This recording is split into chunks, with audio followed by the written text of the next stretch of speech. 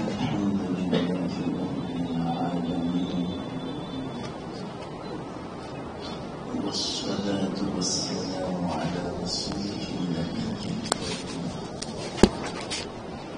وعلى آله وأصحابه أجمعين.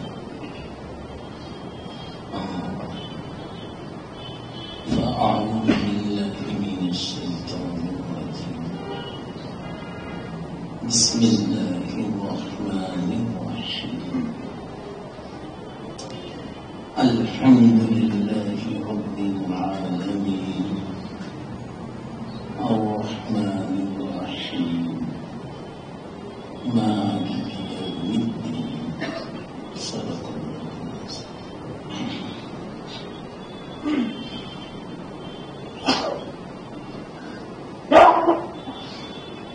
محترم دوستو بزرگوں، گزشتہ مجلس میں عقل کے بارے میں بات چل رہی تھی اور خاص بات شروع ہونے والی تھی کہ اپنا وقت ہو گیا تھا اور میں نے کہا تھا وہ بات گزشتہ سمجھائی تھی، اس کے مقابلے میں تھوڑی لطیف ہے، تھوڑی علمی ہے. جب بات آ گئی تو اللہ مجھے توفیق دے صحیح سمجھانے کی، تو وہ بات پوری کر لیتا ہوں.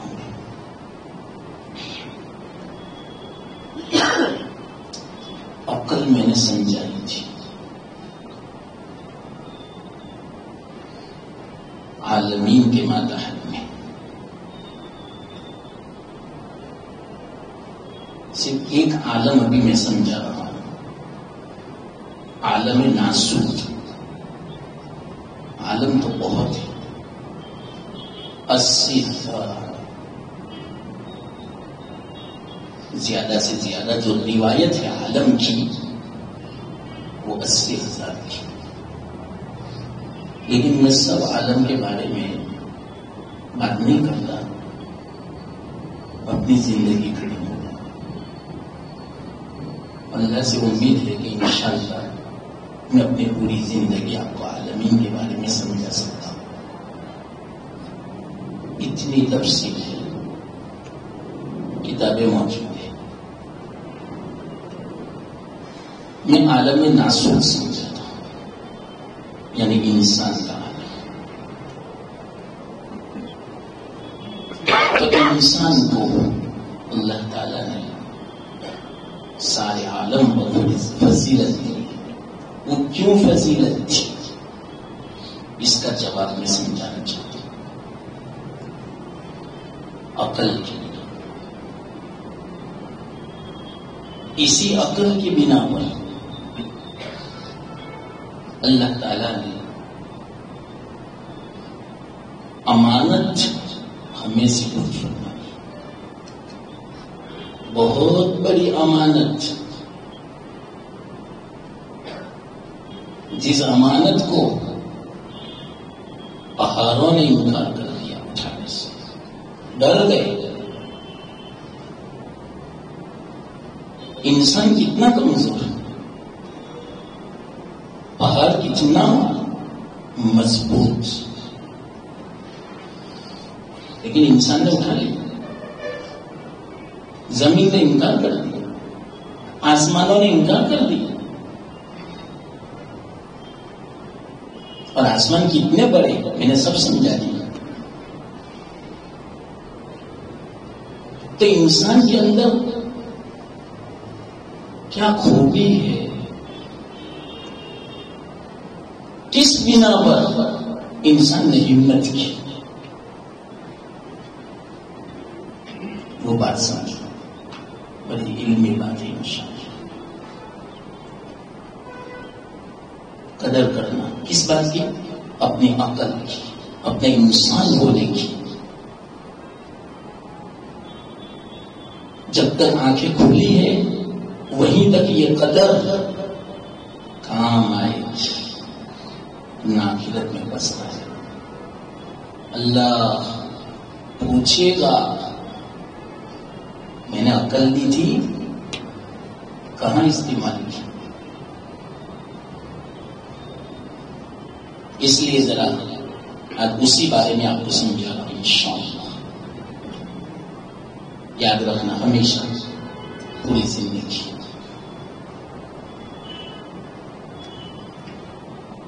تو اللہ تعالیٰ فرماتے ہیں اِنَّا عَرَضْنَا الْأَمَانَةَ، ہم نے امانت پیش کی آسمانوں کو، زمین کو، پہاڑوں کو. سب نے اس امانت کو اٹھانے سے انکار کر دیا.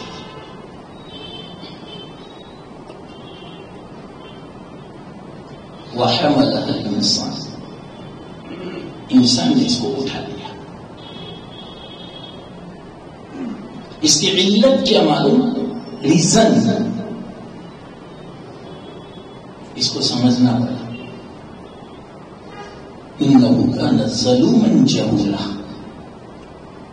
یہ علت ہے اس کی کہ انسان نے اس لیے اٹھا لیا یہ بہت بڑا ظالم ہے، بہت بڑا جاہل ہے. یہ چیز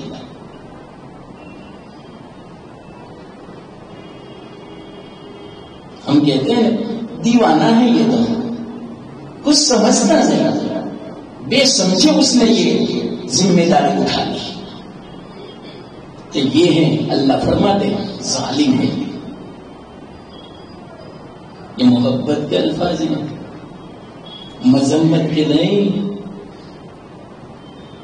اندر میں اترنا پڑے گا آپ کو گہرائی میں تو سمجھ میں آ گئی.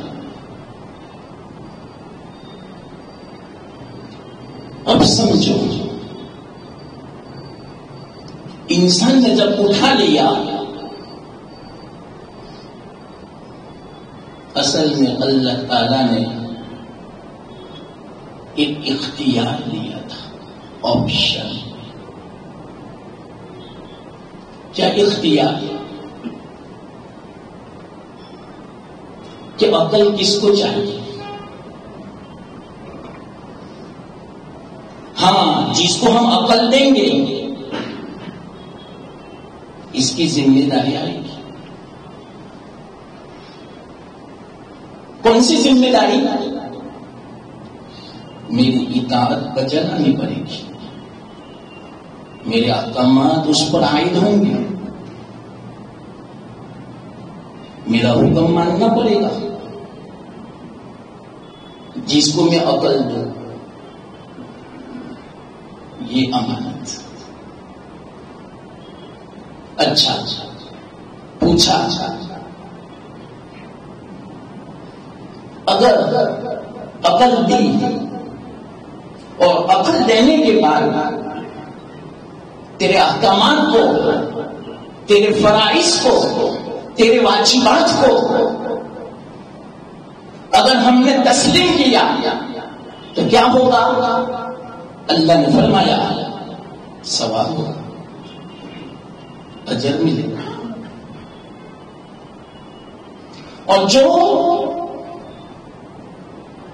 نہیں بجا لائے گا میرا حکم تو عقاب ہوگا، سزا ہوگی،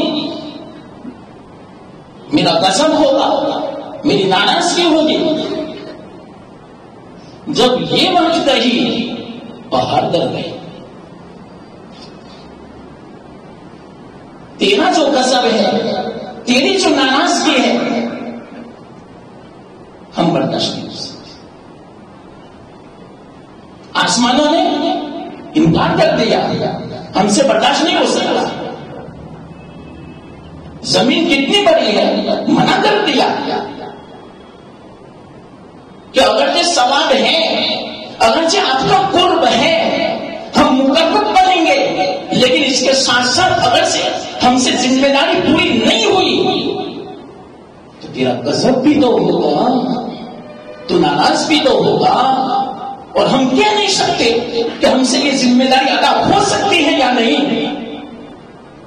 اس لیے یا اللہ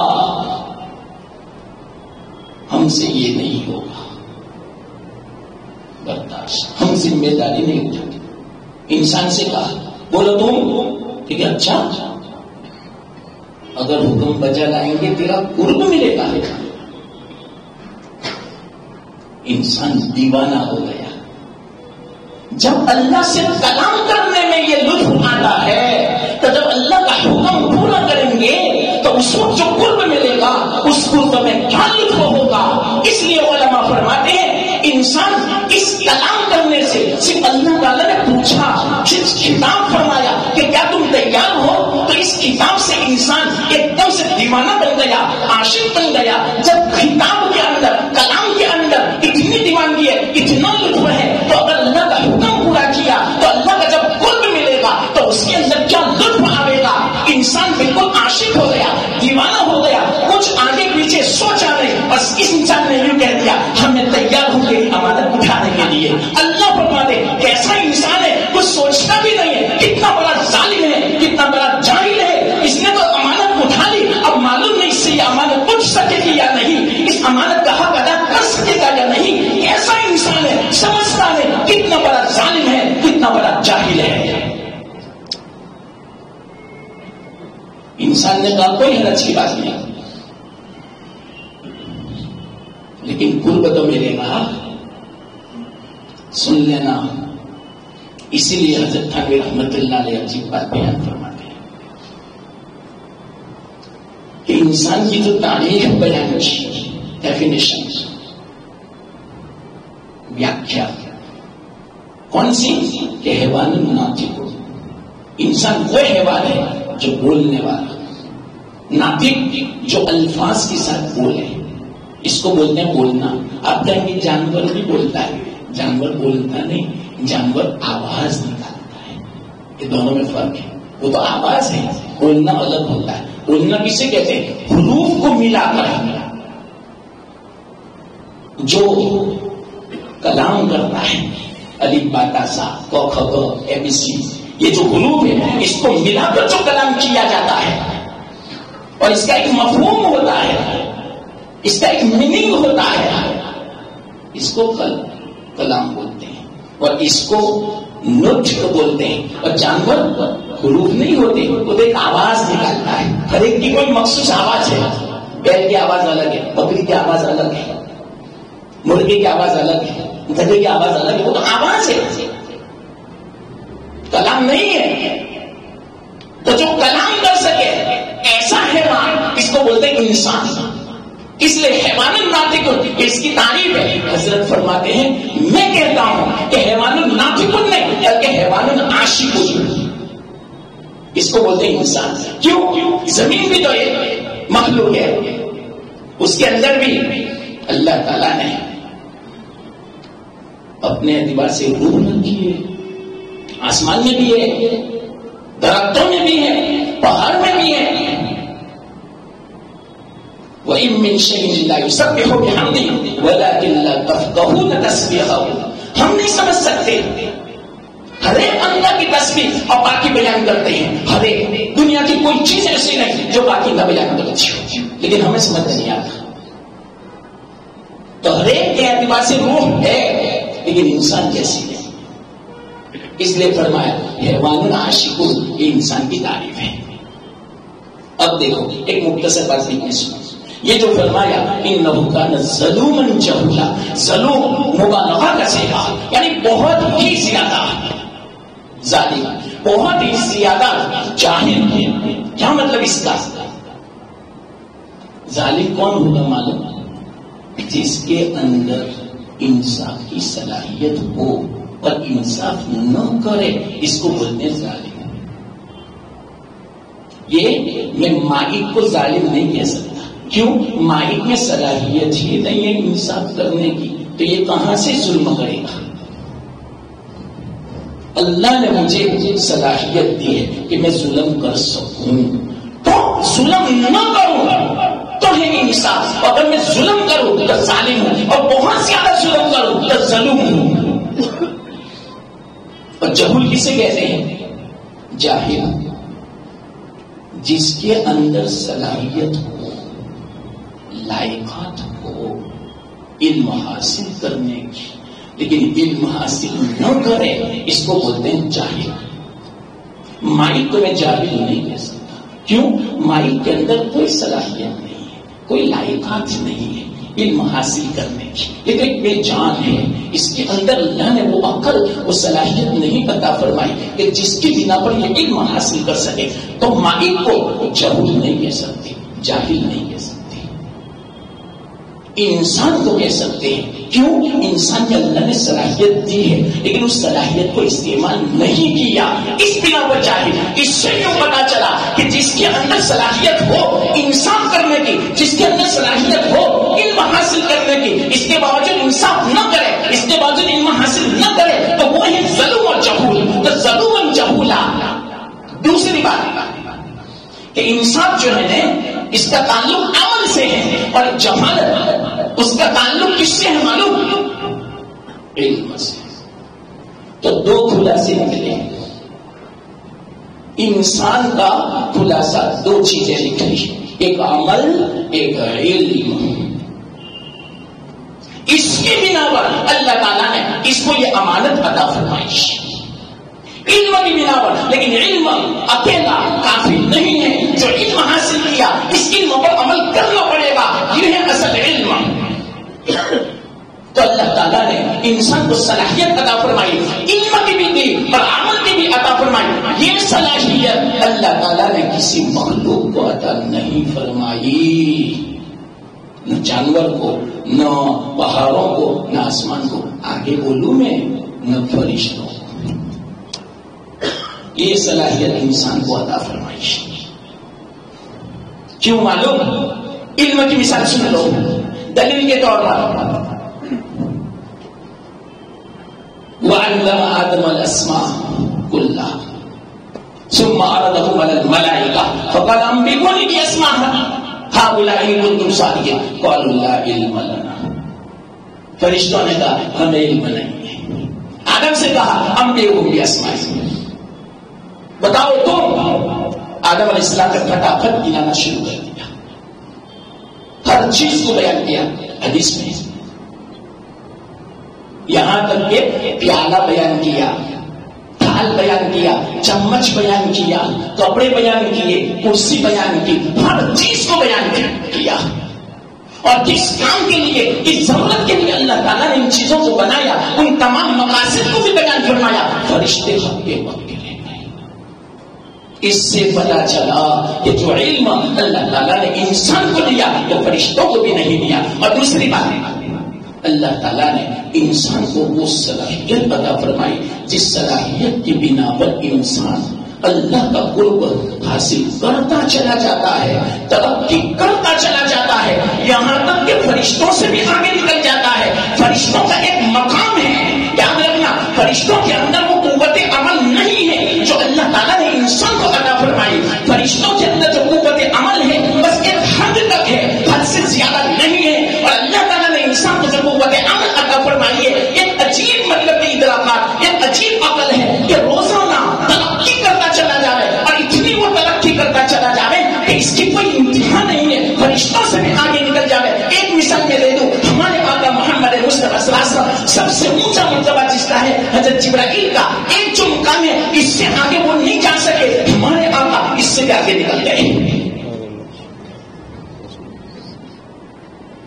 تو یہ عمل کی اعتبار سے کلام مجید میں ہے، فرشتوں کے بارے میں فرشتے خود کہتے ہیں وَمَا مِنَّا إِلَّا لَهُ مَقَامٌ مَعْلُومٌ، ہم میں سے ہر ایک کا ایک مقام متعین ہے، اس سے آگے نہیں جا سکتے۔ اور انسان کا مقام متعین نہیں ہے، جہاں تک جانا ہو تم اپنی صلاحیت کو استعمال کرو، جہاں تک تم صلاحیت کو استعمال کرتے رہو گے وہاں تک آپ چلتے رہو۔ کیوں؟ اس لیے کہ اب اصل بات پر آ جاؤ، امانت۔ تو کیا مطلب اس کا؟ اللہ نے فرمایا کہ اس کو عقل چاہیے، ہاں جس کو میں عقل دوں گا اس کو اختیار بھی دوں گا، ایسا اختیار کہ جس کی بنا پر وہ اگر کوئی عمل کرنا چاہے تو کر بھی سکتا ہے، نہ کرنا چاہے تو نہ بھی کر سکتا ہے. ایسا اختیار کس کو چاہیے؟ سب نے انکار کر دیا. انسان نے اس کو اٹھا لیا. انسان نے کہا کوئی حرج کی بات نہیں، میں اس کو لینے کے لیے تیار ہوں. اس کو علمی زبان میں کہتے ہیں اختیار مع العقل، اور اس سے بھی مختصر لفظ علمی زبان میں مکلف ہونا، تکلیف شرعی کا ہونا. یہ کس نے اٹھایا؟ انسان نے اٹھایا، کسی مخلوق نے نہیں اٹھایا، فرشتوں نے بھی نہیں اٹھایا. کیوں؟ فرشتوں کے اندر قوت عقل تو تھی، لیکن دوسری جو صلاحیت تھی وہ نہیں تھی. کون سی معلوم؟ ایک بات یاد رکھنا،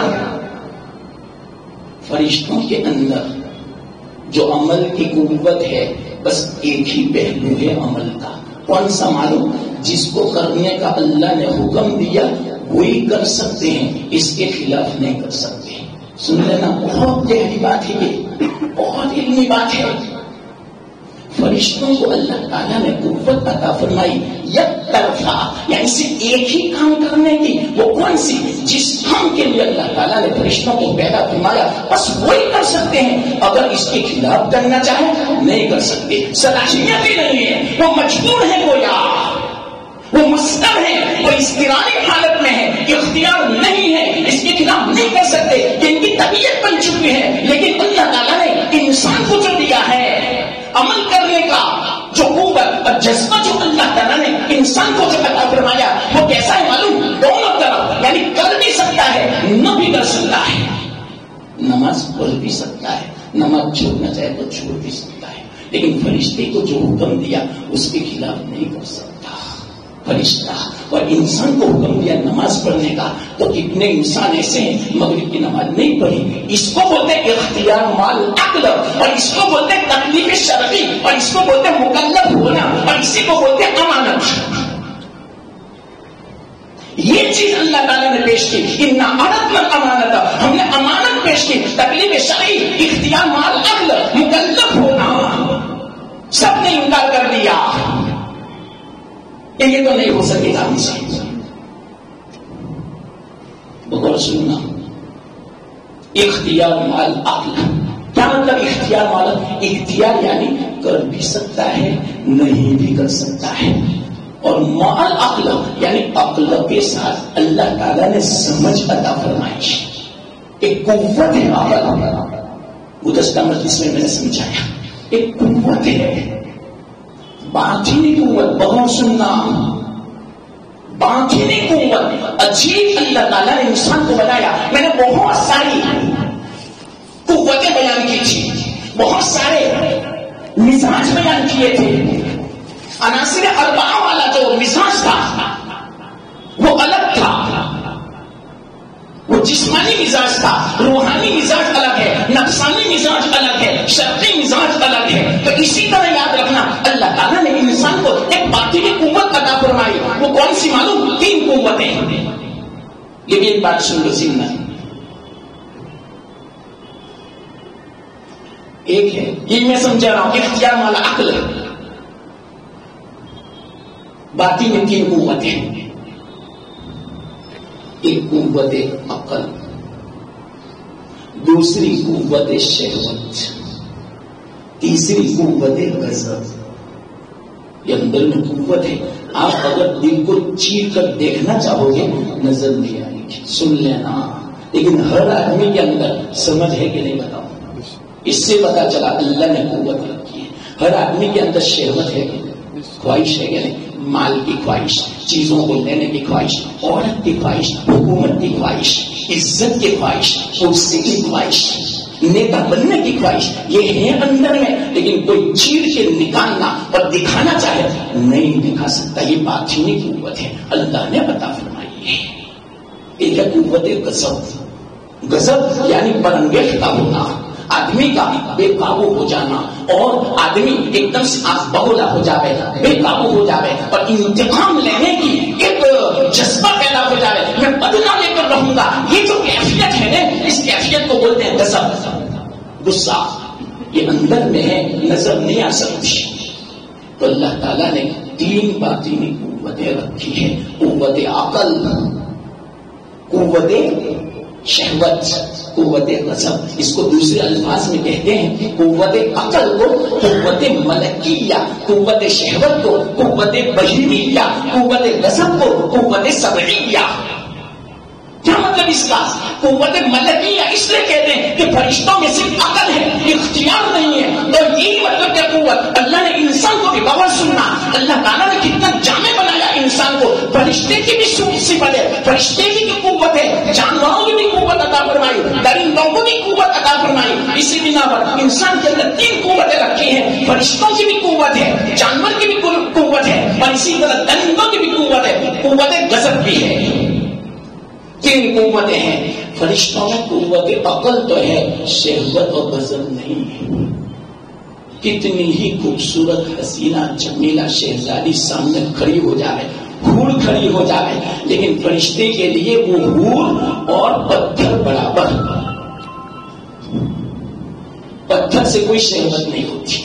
پتھر کو اگر بغل میں بھی لے لے، اس کو بغل میں لے کر پوری رات سو جائے، کوئی شہوت نہیں. تو اس کے لیے، فرشتے کے لیے حور اور پتھر دونوں یکساں.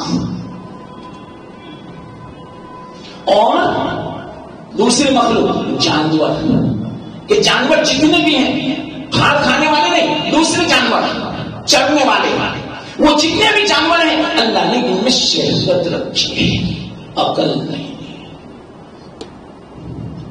بھینس میں عقل نہیں.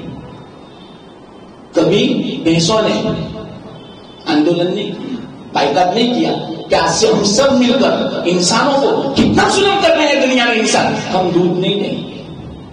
آج تک کبھی آپ نے سنا نہیں کہ بھینسوں نے کس طرح بائیکاٹ کیا، احتجاج کیا؟ کبھی نہیں. کیوں؟ عقل ہی نہیں بیچاروں سے. ہاں شہوت ہے کھانے کی، ہر چیز کی. اور اسی طرح جو درندے ہیں قوت غضب کا ہے لیکن عقل نہیں ہے. ارے اسی بنا پر یہ عقل اتنی طاقتور ہے، گزشتہ مجلس میں نے تفصیل سے سمجھایا تھا.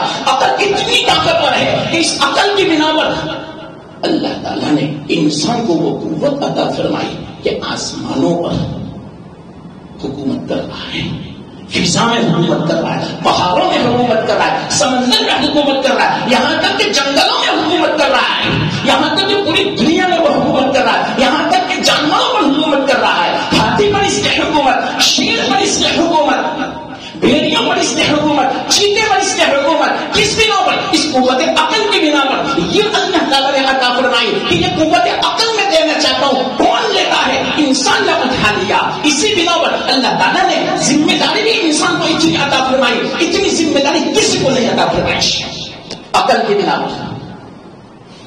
سمجھنا دھیمے دھیمے بات. ایک مختصر میں ذرا سنا ہوئے واقعہ جو اگرچہ حکایت ہے، حکایت الگ ہے، قصہ الگ ہوتا ہے. حکایت بنائی جاتی ہے بات سمجھانے کے لیے، جس کو ہم گجراتی میں وارتا کہتے ہیں، اور بالکل صحیح وارتا ہے. حکایت بالکل صحیح بنائی ہے. مختصر یہ بیچ میں بات آ رہی ہے اس لیے میں کہہ دیتا ہوں تاکہ بات سمجھ میں آ رہی. شیرنی تھی ایک، بہت عجیب عجیب واقعات ہیں. کلیلہ دیمنا ایک کتاب ہے عجیب جس کو حکومت چلانے کا، جس کو دماغ اپنا تیز کرنا ہو، کلیلہ دیمنا کا مطالعہ کریں. ایسی عقل کی باتیں اور ایسی مطلب کے اندر میں حکومت چلانے کی باتیں. یوں سمجھو کہ چالاکی، آپ کو چالاکی سمجھائے گی وہ کتاب. عربی میں بہت پرانی، اسلام سے پہلے. اب اندازہ لگاؤ اسلام کو کتنے سال ہوئے؟ 1443 کا چلتا ہے. اس سے پہلے کی کتاب کلیلہ دیمنا. اب تو اردو میں ترجمہ بھی ہو گیا. کلیلہ دیمنا اچھی کتاب واقعی، اب پڑھے تو پتا چلے. تو اس میں ایک واقعہ دکھتا ہے، بہت سارے واقعات ہیں، ابھی میں سب نہیں سناؤں گا، صرف ایک سنا مختصر بھی، وہ بھی میں مختصر سناؤں گا ورنہ اپنا وقت اس میں چلا جائے گا. اگر اس کو میں نے تفصیل سے بیان کیا کھولا تو. ایک شیرنی تھی، اس کا بچہ تھا. شیرنی نے وصیت کی مرتے مرتے کہ بیٹے بچے انسان سے بچتے رہنا، بس یہ میں آپ کو وصیت کرتی ہوں، مجھے کسی سے اندیشہ نہیں ہے ہلاکت کا، صرف انسان سے۔ اب بچہ تھا چھوٹا سا، وہ کیا سمجھے؟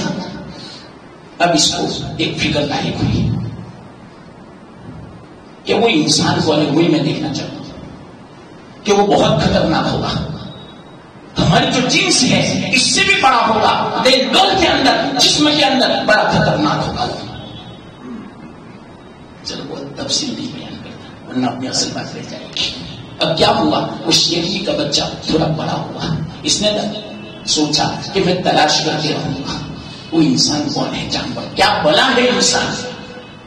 تو کیا ہوا، رستے میں وہ نکلا باہر جنگل میں سے کہ میں دیکھنا چاہتا ہوں، اونٹ ملا کہ یہ انسان ہوگا کتنا بڑا ہے، اس کی تو میں اگر گردن کو کھا کھاؤں تو اس کی مجال ہے کہ میرے سامنے مقابلہ کرے، یہ انسان۔ تو اتنے میں کوئی رستے میں ملا، پوچھا یہ انسان ہے؟ تو نا، ارے تم کیا بولے؟ جس سے پوچھا نہیں اس نے کیا کہا کہ اس جانور ہے، ارے تم کیا بولے؟ انسان کا لفظ بولتے ہو، انسان سے ڈرتے رہنا، بہت خطرناک جانور ہے وہ۔ یہ کون ہے؟ یہ تو کچھ بھی نہیں، انسان تو اس کو بھی اپنا محکوم بنا لے گئے، اپنے تابع بنا لے گئے، یہ تو کچھ نہیں۔ اور زیادہ فرق پیدا ہوا کہ ہے کون انسان؟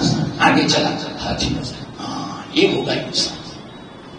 تو کوئی ساتھ میں نے اس سے پوچھا یہ انسان؟ ارے انسان؟ پھر بولے تم انسان؟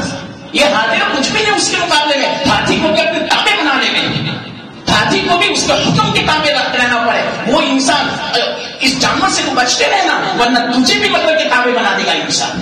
اب اور زیادہ پریشان، اس طرح ملتے گئے جانور بڑے بڑے، بہت تفصیل ہے۔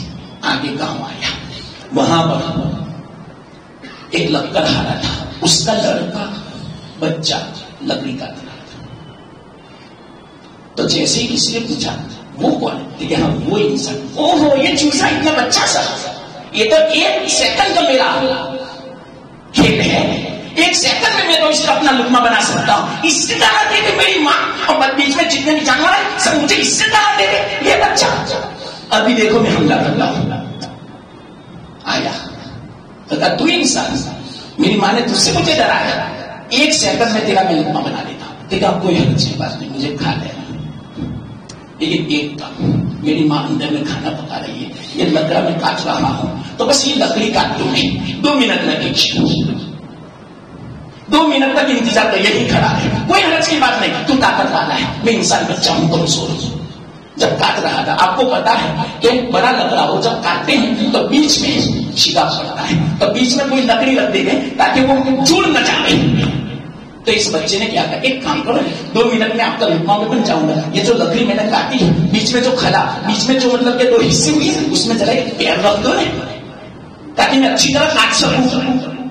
بچنا کوئی حرج کی بات نہیں، اور رکھ دیا، اب چھوڑ دیا بچے نے کاٹنا۔ بولا اب تو کیا ہے، اب ہٹ بھی نہیں سکتا، ادھر بھی نہیں جا سکتا، بولا میرے کو لقمہ بنانا۔ ڈنڈا لیا، مارنا شروع کیا، اس کے پیر بھی باندھے، اس نے ہاتھ جوڑے، چیخ رہا تھا، چلا رہا تھا، میری ماں نے صحیح وصیت کی تھی، میں نے عمل نہیں کیا، آج میری شامت آوانی۔ بچے نے ایسا کیا، ابھی تو بڑے آنے والے، تو گاؤں کے لوگ جمع ہو گئے، اب یہ کون سی عادت کرنے لگا، اب تو میری جان پر آوانی کی۔ اس نے منت سمجھ کے مجھے چھوڑ دو، اب میں کبھی بھول نہیں کروں گا، میں سیدھے اپنی ماں کے پاس جاؤں گا اور ماں کو میں صحیح کہوں گا، ماں تیری نصیحت بالکل وصیت صحیح تھی، میں نے اس پر عمل نہیں کیا، آج مجھے یہ خمیازہ بھگتنا پڑا، یہ شامت میرے عمل کی آئی، مجھے معاف کر دو۔ کہا کیسے معاف کر سکتے ہیں تجھے، نہیں معاف کر سکتے ہیں تجھے، یہاں تک میں کہا دیا۔ اس نے اخیر میں ماں کو بہت یاد کیا، ماں تیری وصیت صحیح تھی، انسان سے بچتے رہنا، میں تو بچے کو بھی نہیں سمجھتا تھا، یہ تو ایک سیکنڈ کا لقمہ ہے، لیکن مجھے کیسا دھوکا دیا۔ تو کہا وہاں یہ سبق لکھا ہے، یہ کون سی بات تھی، طاقت نہیں تھی، قوت بازو نہیں تھی، یہ عقل تھی۔ عقل سے شیر کو بھی قابو میں کر لیتا ہے انسان، ہاتھی کو بھی قابو کر، یہ ہے قوت عقلیہ۔ بہت ساری باتیں میں اپنے چلتا تو 3 قوت عطا فرمائی، 5ویں قوت عقل، قوت شہوت، قوت غضب، قوت ملکیہ، قوت بہیمیہ، قوت صبریہ۔ فرشتوں میں صرف قوت عقل ہے، شہوت اور غضب نہیں ہے. جانوروں میں شہوت اور غضب ہے، قوت عقل نہیں ہے. اور یاد رکھنا اللہ تعالیٰ نے یہ تین قوت انسان کو اس لیے عطا فرمائی کہ شہوت اور غضب کو عقل کے تابع بنا دو. عقل کو شہوت اور غضب کے تابع مت بناؤ. سن لینا یہ میرا لفظ، اس کو سمجھانے کے لیے کوشش چاہیے. سمجھو، پھر سے میں بولتا ہوں، اللہ تعالیٰ نے تین قوتیں عطا فرمائی، عقل کے ساتھ یہ دو. کیوں معلوم؟ کہ شہوت اور غضب کو وہاں استعمال کرو جہاں عقل کا ہے، اور وہ عقل جو اللہ کی توفیق سے ہو، جس کو حکمت بولتے ہیں. ابھی میں سمجھاتا ہوں کیونکہ ذرا باریک بات ہے. تو اللہ تعالیٰ نے تین قوتیں جو عطا فرمائی کہ شہوت اور غضب کو عقل کے تابع بناؤ، عقل کو شہوت کے تابع بناؤ. کہ جو لڑکی آئی دیکھو، جو آئی اس کے ساتھ اپنی خواہش پوری کرو، جو آیا اس کے ساتھ غصے کا اظہار کرو. نہیں، غصہ کہاں کرو؟ عقل استعمال کرو. یہ بھی میں بتاتا ہوں. کہاں غصہ کرو؟ جہاں اللہ نے فرمایا. شہوت کہاں استعمال کرو؟ جہاں اللہ نے فرمایا. یہ ہے قوت عقل. عقل کو بے قابو مت کرو. اللہ نے تین قوت عطا فرمائی ہے، اسی لیے عطا فرمائی کہ شہوت و غضب کو عقل کے تابع کرو، عقل کو شہوت و غضب کے تابع مت کرو. جانور جو ہوتا ہے اس میں عقل نہیں، اس لیے وہ شہوت و غضب جہاں چاہے وہ منہ مار دیتا ہے. اگر انسان بھی ایسا ہوگا، کوئی انسان نہیں ہے بلکہ وہ جانور ہے. جہاں چاہا شہوت پوری کر لی، جس کو چاہا دیکھ لیا. انسان نہیں، جانور ہے. عقل دی اللہ تعالیٰ نے، عقل استعمال کرو. پر تین قوتیں اللہ تعالیٰ نے عطا فرمائی. عقل، شہوت، غضب اندر میں ہے. یہ تمام قوتوں کا خلاصہ میں کہہ رہا ہوں. اب سنو، صرف عقل نہیں، عقل بھی کون سی؟ جو اللہ کے حکم کے تابع ہو. کیوں معلوم؟ اللہ تعالیٰ نے تین ذریعے عطا فرمائے ہیں علم حاصل کرنے کے. ایک ذریعہ حواس سے خمسہ ظاہرہ، آنکھ، زبان، ناک، کان، اور پورے بدن میں ایک قوت ہے، قوت لامسہ. کیسے لامسہ؟ یہ میں نے مائک پکڑا، ہاں ٹھنڈا ہے، یہ ہاتھ سے پتا چلا، گرم نہیں ہے.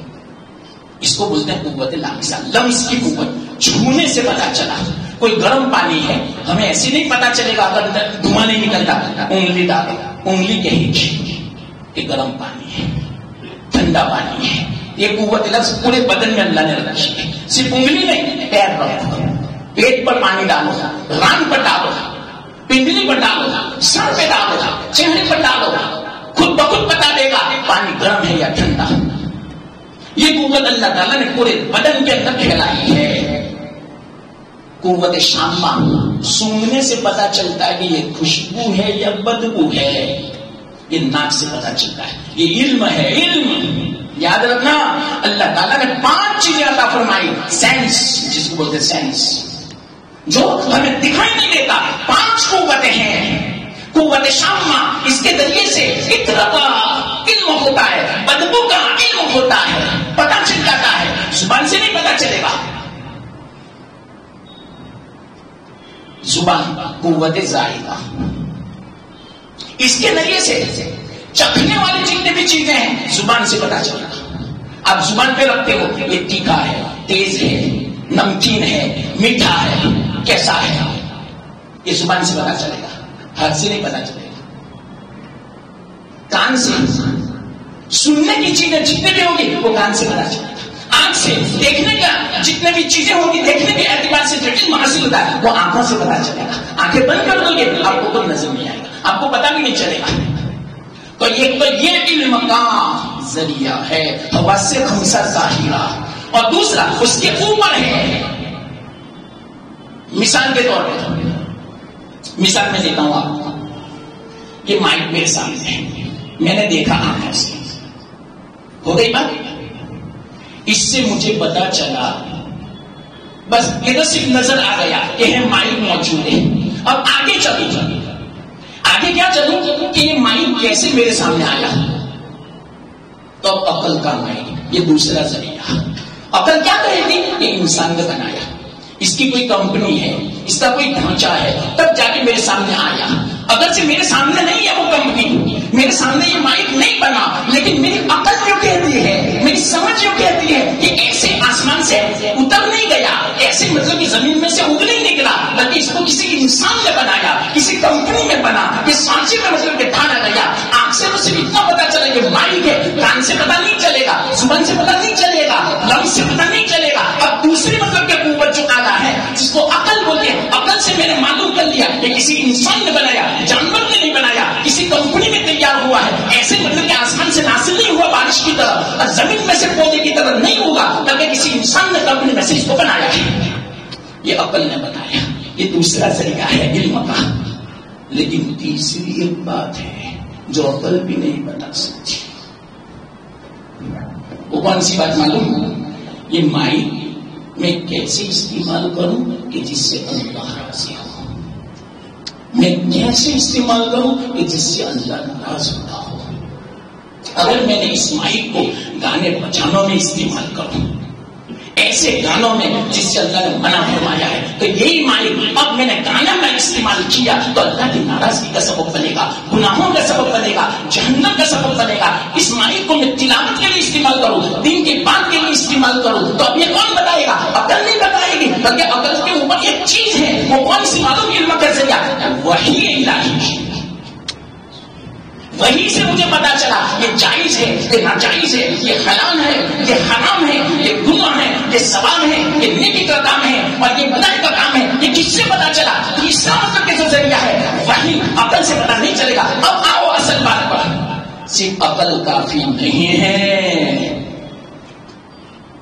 حواس خمسہ ظاہرہ کو، قوت شہوانیہ کو، قوت غضب کو عقل کے تابع بناؤ اور عقل کو وحی کے تابع بناؤ. اگر تم نے عقل کو وحی کے تابع بنا لیا تو اور سننا، پھر کام فرشتوں سے ملا گیا. اور اگر عقل کو وحی کے تابع نہیں بنایا، شہوت اور غضب کے تابع بنا، جو خواہش ہوتی اس پر عمل کیا، تب تو تم جانور سے بھی نیچے گرے ہوئے ہو.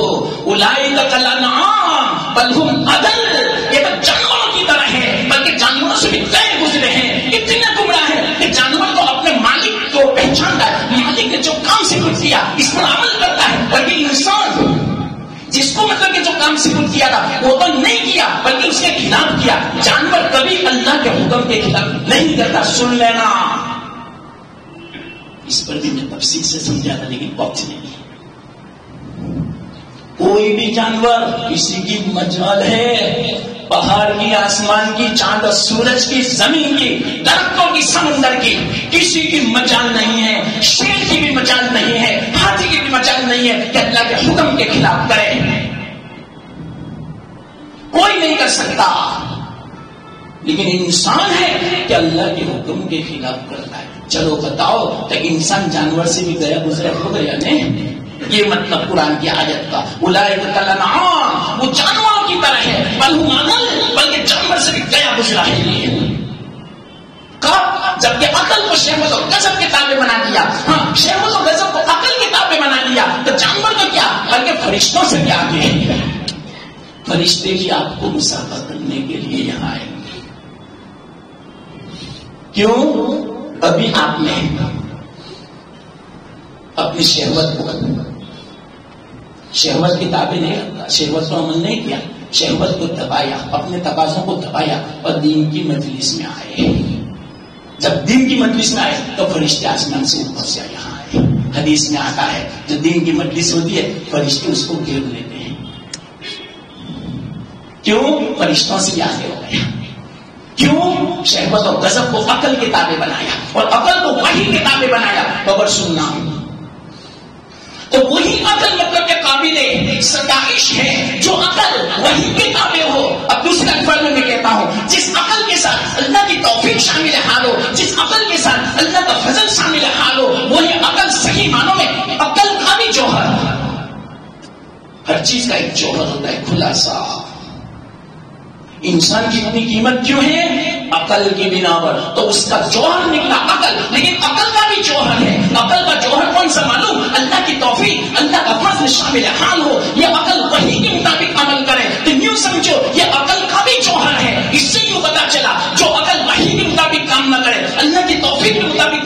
نہ کرے، اللہ کے فضل کے مطابق کام نہ کرے تو یہ عقل اب اس کا کوئی جوہر نہیں، جانور سے بھی نہیں گزری. سمجھنا بات. اب کیا کیسے وحی کے مطابق اب اس کو میں سمجھا رہا ہوں. ہر چیز کے 3 درجے ہیں، سب کو معلوم ہے. دنیا میں کہیں بھی جاؤں گا، first, second, third, good, better, best, بس اس کے علاوہ نہیں. بیسٹ کے بعد کوئی نہیں. گڈ اچھا ہے، بیٹر اس سے بھی اچھا، بیسٹ سب سے اچھا. 3 درجے ہیں.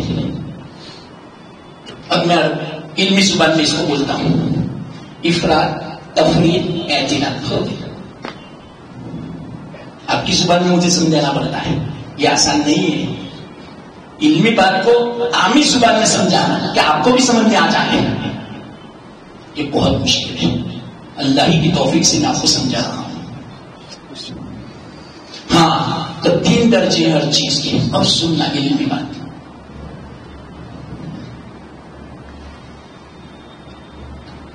ایک تو سب سے اوپر والا عقل حد سے زیادہ نہیں ہونی چاہیے اور حد سے کم بھی نہ ہو، اعتدال ہو، تو وہ صحت مند ہے روحانی اعتبار سے. اب اصل بات پر آ جاؤ. 2 اتوار پہلے میں نے کہی تھی، اللہ تعالیٰ نے انسان میں 4 عناصر رکھے ہیں: آگ، پانی، مٹی، ہوا. اس کا ظاہری اثر، آگ کا اثر خون، پانی کا اثر بلغم، ہوا کا اثر سودا، زمین کا اثر صفرا. یہ 4 چیزوں سے مزاج بنا. اگر یہ 4 چیزیں اعتدال پر ہیں، میڈیم مزاج جس کو بولتے ہیں، تو وہ آدمی ظاہری جسمانی اعتبار سے صحت مند سمجھا جائے گا، تندرست سمجھا جائے گا. ہاں اگر بلغم غالب آ گیا تو یا تو سردی ہوگی، نزلہ ہوگا، سردی کا بخار ہوگا، بدن ٹوٹ جائے گا.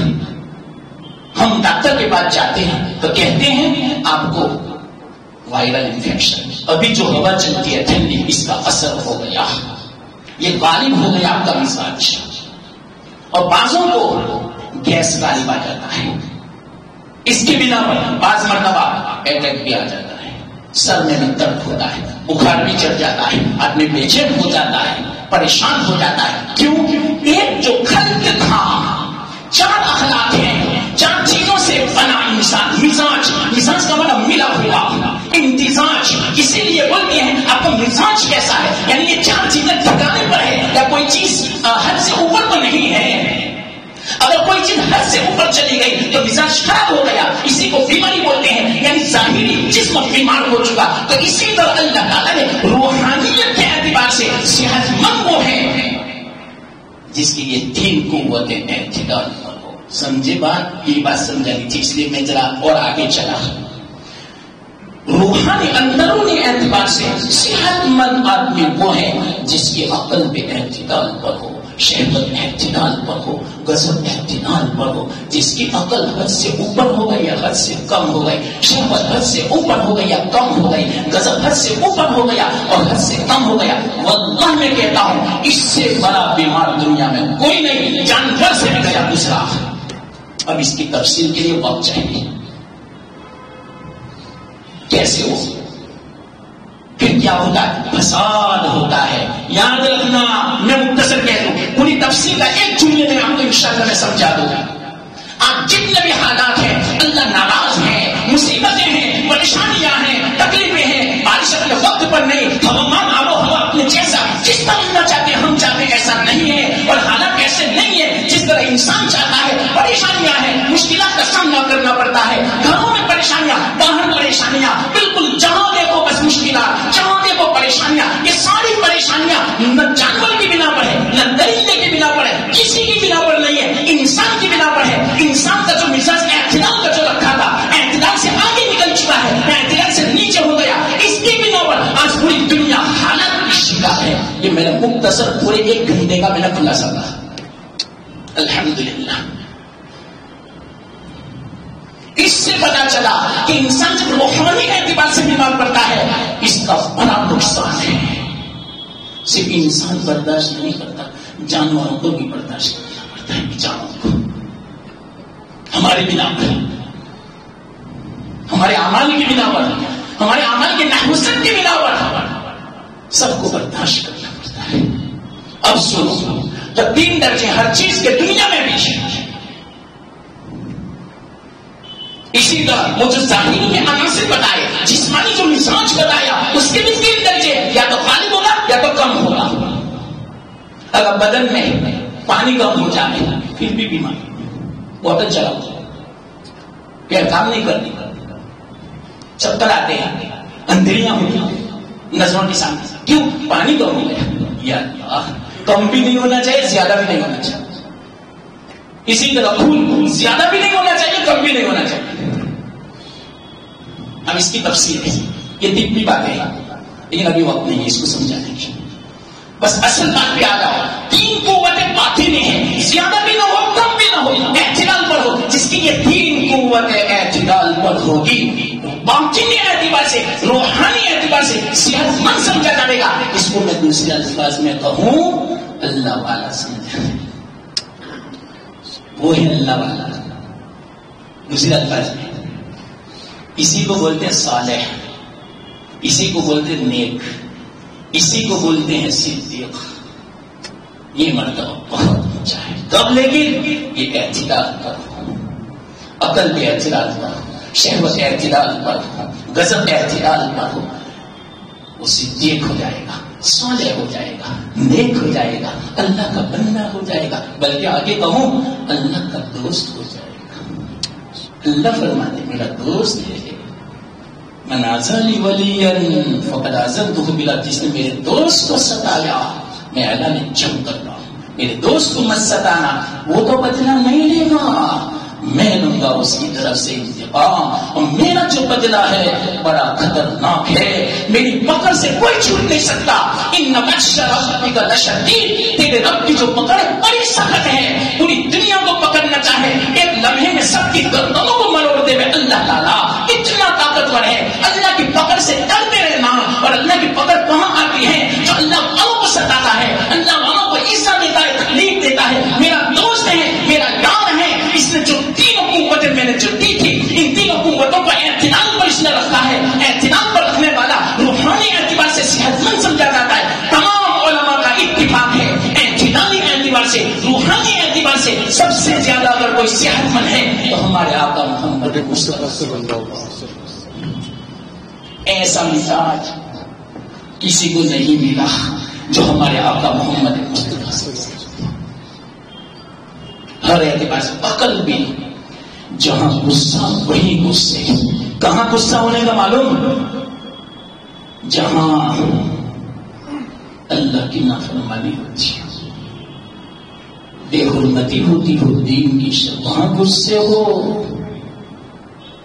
یہ ہے غصہ. اللہ کے رسول صلی اللہ علیہ وسلم کا غصہ کیسا تھا معلوم؟ ایک مرتبہ حضرت اسامہ رضی اللہ تعالیٰ، کیا کرے وقت نہیں ہے اس لیے آپ دوسری پتری پر اتر گیا. اصل جو بات تھی آپ کو نہیں پتا چلے گا کہ میں کیسے اترا، کیوں وقت نہیں ہے اب مجھ کو سمجھانے کا. 1 گھنٹہ چاہیے اب سمجھانے کے لیے اعتدال والی بات، لیکن 1 گھنٹہ آپ نہیں بیٹھ سکتے. فکر مت کرنا، انشاءاللہ اللہ نے توفیق دے گا میں سمجھاؤں گا. اب میں پتری سے نیچے اتر رہا ہوں. کیا معلوم؟ حضرت اسامہ کے پاس کچھ لوگ آئے، یوں کہا آپ سفارش کرو اللہ کے رسول صلی اللہ علیہ وسلم سے کہ فلانی جو فاطمہ ہے قریشی، ماں بڑے اونچے خاندان والی، اس نے چوری کی ہے، ان کو معاف کر دو، ان کا حق مت کاٹو.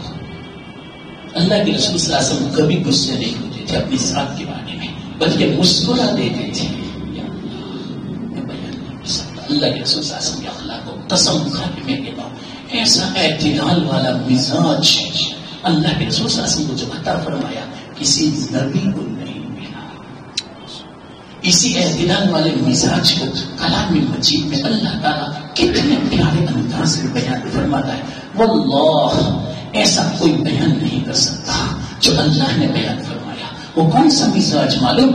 وَإِنَّكَ لَعَلَىٰ خُلُقٍ عَظِيمٍ، کہ محمد آپ تو خلق عظیم پر ہو۔ دوسرے انبیاء کے جو اخلاق تھے یا تو خلق حسن تھے یا تو خلق کریم تھے، سب سے اونچا اخلاق میں بھی 3 درجے، سن لینا، اخلاق میں بھی 3 درجے، فرسٹ سیکنڈ تھرڈ، یعنی پہلا دوسرا اور تیسرا سب سے اونچا۔ تو اللہ کے رسول صلی اللہ علیہ وسلم کو سب سے اونچا درجہ دیا گیا، وہ اونچے درجے کا نام ہے خلق عظیم۔ یاد رکھنا اس بات۔ حضرت موسیٰ علیہ السلام کا جو تھا ان کی شریعت کا مزاج وہ کیسا تھا معلوم؟ خلق حسن والا۔ کسی نے تماچا مارا، تماچا مارنا ضروری ہے، بدلہ لے لو۔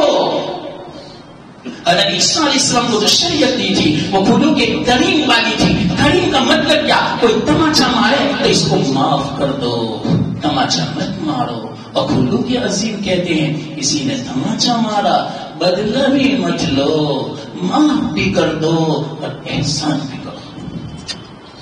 اللہ کے رسول صلی اللہ علیہ وسلم جو تکلیف دیتا تھا ہدیہ بھی دیتے تھے، معاف بھی کر دیا، بدلہ بھی نہیں دیا اور احسان کیا۔ جو عورت رستے میں کانٹے بچھاتی تھی اور جس عورت کا ذہن کو خراب کر دیا تھا، وہ عورت اپنا سامان اٹھا کے جا رہی تھی مکہ سے باہر۔ اللہ کے رسول صلی اللہ علیہ وسلم وہاں سے گزر رہے تھے۔ امی کہاں جاتی ہو؟ کہ بیٹا مکہ میں محمد نامی کوئی ساحر ہے، جادوگر ہے، اس کا جادو بہت خطرناک ہے۔ ماں باپ اولاد کے اندر چڑھائی کر دیتا ہے، میاں بیوی میں چڑھائی کر، اس سے دور رہنا بیٹا۔ ہاں وہ تھی بیٹا محمد تھے۔ کہا کہ امی جان آپ اتنی عمر والے اتنا سارا سامان اٹھا کے کہاں جائے؟ کہ میں نے مکہ چھوڑ دیا، مکہ سے ہجرت کر رہی ہوں، وہ محمد جادوگر کا اثر نہ ہو میرے اوپر، اس لیے میں جا رہی ہوں۔ اچھا امی کوئی حرج کی بات نہیں، جاؤ یہ سامان مجھے دے دو، آپ عمر والے ہو، میں اٹھا لیتا ہوں، اٹھا کے جائے۔ امی آپ بولو کہاں جا رہے ہو؟ اب باتیں شروع کہ بیٹا تو کتنا اچھا ہے، ایسا تو میں نے مکہ میں کسی کو نہیں دیکھا۔ کہ اچھا اماں اور کوئی کام ہے، کوئی خدمت ہے؟ رستے میں خدمت بھی کرتے، پانی بھی پلاتے، کھلاتے بھی اور تسلی دیتے اور پریشانی دور کرتے اور سب باتیں کرتے کرتے امی نے کہا بیٹا آپ جیسا میں نے اتنی میری عمر ہوئی ہوگی 100 سال کے قریب شاید ہو گئی ہوگی، میں نے آپ جیسا کوئی انسان نہیں دیکھا، تو کتنا اچھا ہے، تو کتنا اچھا ہے۔ بیٹا تو نام تو بتا دیا اپنا، تو کون ہے؟ وہ فرماتے وہی میں محمد ہوں جس کی بنا پر تو مکہ چھوڑ کے جا رہی ہے۔ وہ کیا بات کرتے ہو آپ محمد ہو؟ یا اللہ میں نے غلط سنا؟ نہیں، آپ کا دین کیا ہے وہ بتا دو، پہلے تو میں مسلمان ہوتی ہوں، غلط میں نے سنا، چلو میرے واپس، میں مطلب کہ اپنے آپ کی طرف سے میں کہوں گی یہ کیسی بات کرتے ہو، ان کے بارے میں تم اس طرح کی باتیں پھیلاتے ہو۔ یہ تھے محمد، یہ تھے خلق عظیم جو سکاتا تھا، ان کا احسان کرتے رہے، معاف بھی کر دیا۔ اب اللہ چاہتا اللہ کو اگر اللہ فرماتے اللہ کے رسول صلی اللہ علیہ وسلم تو فوراً اللہ کا عذاب آتا، لیکن اللہ کے رسول نے نہیں فرمایا، نہیں خدمت کرو۔ ارے طائف والوں نے کتنا ستایا، لہو لہان سے ان کی جوتیاں مبارک بھر گئی۔ اب فرشتے آ رہے ہیں، فرشتوں میں کھلبلی مچ گئی، پہاڑوں کے فرشتوں میں، پانی کے فرشتوں میں، ہوا کے فرشتوں میں، تمام فرشتے یوں آتے اور یوں کہیں آپ ایک حکم دے دو، ان کو ہم کچل دے گئے، ان کو ہم ہوا میں اڑا دے گئے، آپ ایک حکم دے دو۔ اللہ کے رسول آہستہ سے پوچھتے ہیں کیوں ایسا کرتے ہو؟ وہ بیچارے مجھے نہیں جانتے اس لیے میرے ساتھ ایسا معاملہ کرتے ہیں، ان کو ایسا مت کرو، ان کو جڑ سے ختم مت کرو، ہو سکتا ہے ان کی اولاد ایسی ہو جو ہدایت پر آ جائے۔ نہیں میں معاف کرتا، بلکہ یہ اللہ ایسا مت کرنا، ان کے ساتھ عذاب کا معاملہ، فقر کا معاملہ مت کرنا، بلکہ یا اللہ اللہم اہدی قومی فانہم لا یعلمون، میری قوم کو ہدایت دے دے۔ اللہ کے رسول جب دعا مانگے یا اللہ ہے کسی کے پاس ایسے اخلاق، اس کو بولتے خلق عظیم اور اسی کو بولتے ہیں اعتدال۔ تینوں قوتوں میں سب سے زیادہ اگر کوئی اعتدال ہے تو اللہ کے رسول صلی اللہ علیہ وسلم، یہ میں آپ کو سمجھا رہا ہوں، یہ میں پتری پر سے نیچے اترا، اصل بات نہیں آئی، وقت ہو گیا۔ اللہ نے جو کہنے کی توفیق دی، اللہ مجھے آپ کو سب کو عمل کی توفیق دی۔ واقعی دعوانا